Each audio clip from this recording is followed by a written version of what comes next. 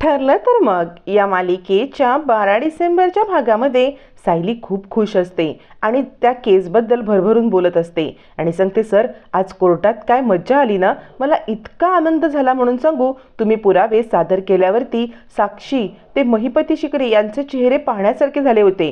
प्रियाच्या पण चेहऱ्यावरती एक वेगळाच भाव होता. यावरती अर्जुन म्हणतो, हो तुम्ही किती एक्सायटेड आहात. सायली म्हणते, आता मधुभाऊ सुटणार हे मात्र नक्की. अर्जुन म्हणतो, हो पण अजूनही साक्षी आश्रमात होती हे आपल्याला सिद्ध करायचं आहे ना. याच्यावर सायली म्हणते, मला खात्री आहे तुम्ही हे लवकरात लवकर सिद्ध कराल. पण खरंच आज कोर्टामध्ये सगळ्यांचे चेहरे पाहण्यासारखे झाले होते आणि सायलीचं बोलणं काही थांबतच नसतं.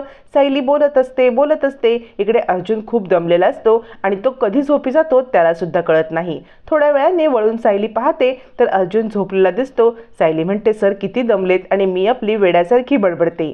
मग सायली अर्जुनच्या अंगावरती व्यवस्थित पांघरूण घालते आणि स्वतः सुद्धा झोपी जाते. तिला झोप काही येत नसते. घडलेला प्रकार सारखा आठवत असतो. तोपर्यंत इकडे आता रविराज सांगत असतात, वकिलापासून खोटं कसं काय बोललात तुम्ही. यावरती साक्षी म्हणते, खरं सांगू तर मला आठवतच नाहीये की या मधल्या वेळात मी कुठे गेले होते. रविराज म्हणतात, तुम्ही 8:03 वाजता एंटर केलं, 2:47 बाहेर पडलात. ही एवढी गोष्ट लक्षात आहे तुझ्या साक्षी, आणि मग मधला वेळ कसा कन्व्हिनियंटली तू विसरलीस. असं म्हणत रविराज साक्षीची चोरी अचूक पकडतात. आता काय उत्तर द्यावं. साक्षी रडायला लागते आणि म्हणते, खरं सांगू का तर त्या रात्री कधी नाही ते मी पहिल्यांदा दारू प्यायले होते आणि ही गोष्ट मी अण्णांपासून लपवली होती आणि त्या दारूच्या नशेमध्ये मला खरंच आठवत नाहीये की मी तो मधला वेळ कुठे गेले होते. असं म्हणत साक्षी आता एकदम वेगळाच त्याला टर्न द्यायचा प्रयत्न करते. त्यावरती महिपती म्हणतो, काय दारू प्यायली होतीस तू. कधी माझी मुलगी दारू पित नाही आणि हे काय नवीन केलंस. म्हणजे मला एवढं सुद्धा सांगितलं नाहीस तू. बापाला पण फसवायला लागलीस. काय आहे हे सगळं. मला ना लाज वाटते साक्षी, लाज. साक्षी म्हणते, अण्णा ऐका ना. याच्यावरती महिपती चिडतो आणि साक्षीच्या एक खाडकन थोबाडीत लावून देतो. आणि आता मात्र इकडे रविराज येतात आणि म्हणतात, काय चाललंय तुमचं. मुलीच्या अंगावरती हात कसला तुम्ही उघडताय. असं म्हणत ते आता महिपतीला थांबवतात आणि म्हणतात, हे बघा मुलीच्या अंगावरती हात उघडू नका. याच्यावरती महिपती म्हणतो, लाज वाटते लाज. दारू प्यायली ही माझी मुलगी, मलापासून फसवून, आणि काय सांगू या सगळ्यात कशी अडकले ती. रविराज म्हणतो, बरोबर आहे. एका बापाला आपल्या मुलीबद्दल काय वाटतं हे मी नक्की समजू शकतो. पण तुम्ही शांतीने घ्या. आपल्याला ही केस व्यवस्थित हँडल करायला पाहिजे. तिला मारून काय होणार आहे. साक्षी सांगते, हो मी दारू प्यायले होते आणि मला आधीच्या वकिलांनी सांगितलं की जर का तुम्ही दारू प्यायलात हे कोर्टासमोर सांगितलं ना तर अर्जुन तुम्हाला एकदम वेगळीच हलगर्जी मुलगी म्हणून साबित करेल आणि मग कोर्टात केस पलटी होईल. म्हणून माझ्या आधीच्या वकिलाने सांगितल्यामुळे मी खोटं बोलले होते. नागराज म्हणतो, मला न हे काही कळतच नाहीये साक्षी, तुझं काय चाललंय. महिपती म्हणतो, हो मला तर इतकं राग आलंय ना. असं म्हणत तो साक्षीवरती पुन्हा हात उघडायला लागतो. रविराज म्हणतात, थांबा, असं करू नका. मुली आपल्या बापासाठी किती प्रिय असतात मला माहिती आहे ना. त्यांची काळजी वाटणं साहजिक आहे, पण आपण ना या सगळ्यातून काहीतरी करायला पाहिजे. साक्षी सांगते, पण आता कोर्टात काय सांगायचं. रविराज म्हणतात, बघूया याच्यावरती आपण विचार करू. असं म्हणत रविराज आता तो विषय इकडेच थांबवतात. तोपर्यंत सकाळी अर्जुन उठतो आणि पाहतो तर काय, रात्री आपण असेच झोपलो होतो आणि सकाळी उठल्यावरती आपल्या पांघरून व्यवस्थित अंगावरती घातलेलं आहे. तो म्हणतो, तुम्ही हे सगळं घातलं ना माझ्या अंगावरती रात्री पांघरून तुम्ही घातलं ना. सायली म्हणते, नाही सर मी काही नाही घातलं. म्हणजे आई आल्या असतील किंवा विमलताई आल्या असतील किंवा अस्मिताई आल्या असतील, मला नाही काही माहिती. यावरती अर्जुन म्हणतो, हां नाही तर पूर्णाजी आली असेल. यावरती सायली म्हणते, सर काय चाललंय तुमचं. एक तर तुमच्या अंगावरती पांघरून घालायचं आणि तुम्ही उलटे फिरणार. असं म्हणत सायली आता अडकते. हुशार वकील अर्जुनने सायलीला अडकवलेलं असतं. अर्जुन म्हणतो, बघितलं तुमची चूक तुम्ही कबूल केलीत की नाही. पण खरं सांगू का सायली, तुम्ही कधी खोटं बोलूच शकत नाही. तुम्ही खोटं बोलू शकत नाही कारण तुमचे डोळे लगेच सगळं खरं बोलून मोकळे होतात. पण ही इतकी स्पेशल काळजी का घेताय माझी तुम्ही. म्हणजे हे सुद्धा माझं काही गिफ्ट वगैरे आहे का. सायली म्हणते, नाही सर गिफ्ट वगैरे काही नाहीये. आणि सायली सगळे आवरावर करायला लागते. तोपर्यंत अर्जुन विचार करतो की मला सायलींना माझ्या बड्डेबद्दल सांगायला पाहिजे की उद्या माझा बड्डे आहे. नाहीतर खाली गेल्यावरती घरच्यांच्याकडून कळलं की माझा बड्डे आहे तर मात्र सायलींना माहीत नाही म्हणून खूप मोठा गोंधळ होईल. आता अर्जुन सांगायला जाणार तितक्यात अर्जुनला मेहतांचा कॉल येतो आणि मेहतांसोबत बोलत असताना सायली खाली निघून जाते. अर्जुन म्हणतो, सायली माझा वाढदिवस आहे. आणि वळून पाहतो तर सायली गेलेली असते. तो विचार करतो, काहीही झालं तरी मला सायलीला गाठून हे सांगायलाच पाहिजे. तोपर्यंत इकडे आता सुमन एकदम कावरी बावरी झालेली असते आणि इकडे तिकडे रविराजांना शोधत असते. कुठे गेले भाऊजी, भाऊजी कुठे गेले असं म्हणत ती पॅनिक होते. तितक्यात तिथे नागराज येतो. सुमन म्हणते भाऊजी सकाळपासून दिसत नाहीयेत मला कुठे. नागराज म्हणतो मग झालं काय, तुझं काय प्रॉब्लेम आहे, ते काय लहान आहे का दादा. यावरती सुमन म्हणते तसं नाही, आता तो दिवस जवळ येतोय ना, तो दिवस जवळ येतोय. गेल्या वर्षी काय केलं होतं भाऊजींनी आठवतं ना तुम्हाला.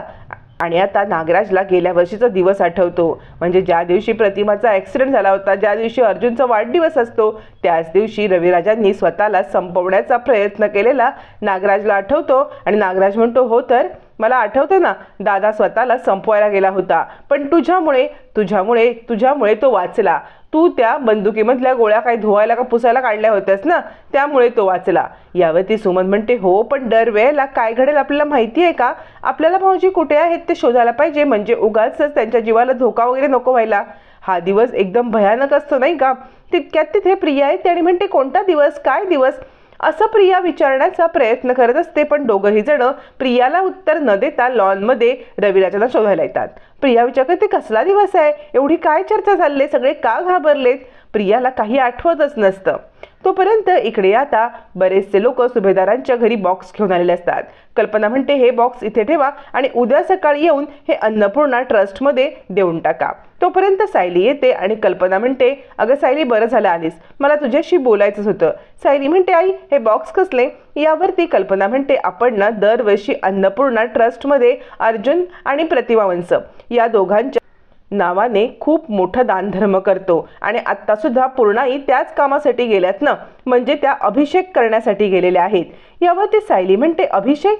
यावरती कल्पना म्हणते अगं लक्ष्मीपूजनाच्या दिवशी प्रतिमा वंशांचं नाणं सापडलं ना, म्हणून आता लवकरात लवकर प्रतिमा वंश सापडू दे म्हणून आई अभिषेक करण्यासाठी गेलेल्या आहेत. पूर्णाई तिकडेच गेलेल्या आहेत आणि आता हा सगळा दानधर्म आपण दोघांच्या नावाने करतो. सायली म्हणते आई उद्या. आता सायलीला काहीतरी वेगळं सांगायचं असतं. याच्यावरती कल्पना म्हणते हो तर उद्याची सगळी तयारी तूच कर बरं, आणि हे बघ आज रात्रीपासूनच तयारी लागायला पाहिजे. सायली म्हणते आज रात्रीपासून. यावरती कल्पना म्हणते हो, कारण कसं आहे ना, एकदा का अर्जुन उद्या गेला ना ऑफिसला की तो आपल्या हातात सापडत नाही, म्हणून दरवर्षी आम्ही 12 वाजता त्याचा वाढदिवस साजरा करतो. आता सायलीची ट्यूब भेटते की मगापासून आई बोलत होत्या ते यांच्या बर्थडे बद्दल. नशीब मी काय विचारलं नाही, नाहीतर खूप मोठी गडबड झाली असती. आणि ती मनातल्या मनात विचार करते अर्जुन सरांचा वाढदिवस त्याच दिवशी आहे ज्या दिवशी माझा वाढदिवस आहे, म्हणजे मधुभाऊंना आश्रमात मी त्याच दिवशी आले होते आणि त्या दिवशी अर्जुन सरांचा वाढदिवस. हा योगायोग नाही का, हा सगळा योगायोग कसा घडून मला काही कळतच नाहीये असा विचार करत सायली आता अर्जुनला आपला वाढदिवस आहे हे सुद्धा सांगायचं विसरलेली असते. पण या योगायोगाबद्दल तिला खूप आश्चर्य वाटतं. विमल म्हणते आपण सगळी तयारी करूया. तोपर्यंत रविराजांनी सगळी फुलझाडं काढलेली असतात आणि सुमन आणि आता नागराज तिकडे येतात आणि म्हणतात दादा आम्हाला किती भीती वाटली होती. रविराज म्हणतो कसली भीती, आता मी काहीही करणार नाहीये, मी फक्त आणि फक्त प्रतिमाची वाट पाहणार आहे. प्रतिमाच्या नावाने खूप सारी रोपं लावणार आहे मी. प्रिया अजूनही विचार करत असते नक्की काय आहे यांच्या मनामध्ये, काय चाललंय म्हणून यांचा या दिवसाची इतकी तयारी चालले. प्रिया पुढे येणार तर आता रविराज म्हणतात हे बघ प्रतिमाच्या नावाने आपल्याला ही सगळी झाडं लावायची आहेत. तोपर्यंत अर्जुन खाली येतो आणि सायली कुठे आहे तिला वाढदिवसाचं सांगायला पाहिजे म्हणून इकडे तिकडे बघत असतो आणि नंतर विमलला विचारतो सायली आणि मम्मा कुठे आहेत. यावरती विमल म्हणते सायली ताई आणि कल्पनाताई दोघी जणी बाहेर गेल्यात. आता अर्जुन अधिक गडबडतो, दोघी जणी सोबत गेल्यात का आणि दोघी जणी काही बोलत होत्या का असे 100 प्रश्न अर्जुन विचारतो आणि म्हणतो म्हणजे सायलीने काही सांगितल्यावर मम्माला शॉक बसला होता का. यावरती विमल म्हणते शॉक, कसला शॉक. अर्जुन म्हणतो म्हणजे धक्का धक्का. विमल म्हणते नाही नाही असं काही दोघींच्या मध्ये बोलणंच झालं नाही. अर्जुन म्हणतो विमल तू नीट ऐकलंस ना. यावरती विमल म्हणते हो तसं काही घडलं नव्हतं आणि विमल पुन्हा आठवायला लागते. अर्जुन खूप गडबडतो, नक्की काय घडलं या दोघींच्यात त्याला माहिती नसतं. तोपर्यंत इकडे आता कुसुमच्या घरी सुद्धा सायलीच्या वाढदिवसाची जोरदार तयारी चालू असते. कुसुम सांगत असते कविताताई तुम्ही सुद्धा थांबा ना, सायली इतक्यात येतच असेल आणि मग आपण तिचा वाढदिवस साजरा करू आणि मग तुम्ही जा. पण का कुणास ठाऊक प्रतिमा थांबायला तयार नसते. प्रतिमा बाहेर पडते. इकडून नियतीने दोघींची भेट घडवायचं ठरवलंच असतं. सायली रिक्षाचे पैसे देते आणि कुसुमच्या घरात येत असते. प्रतिमा सांगते की मला थोडीशी घाई आहे आणि तिला देवळात जायचं असतं. आजच्या दिवसाला देवळात जाणं महत्त्वाचं म्हणून प्रतिमा तिकडून निघते. सायली इकडून येते आणि आता दोघींची गाठ भेट नियतीने घडवून आणली असते. सुट्टे पैसे सायली मोजत असताना तिच्यातला एक कॉईन खाली पडतो. सायली तो कॉईन घ्यायला खाली वागते आणि प्रतिमाच्या पाया पडते. प्रतिमा तिच्या डोक्यावरती हात ठेवून आशीर्वाद देते. आता मात्र सायली आणि प्रतिमाची अशी गाठभेट झालेली असते. पण दोघी एकमेकींचा चेहरा पाहणार का, हे मात्र पाहणं रंजक ठरणार आहे.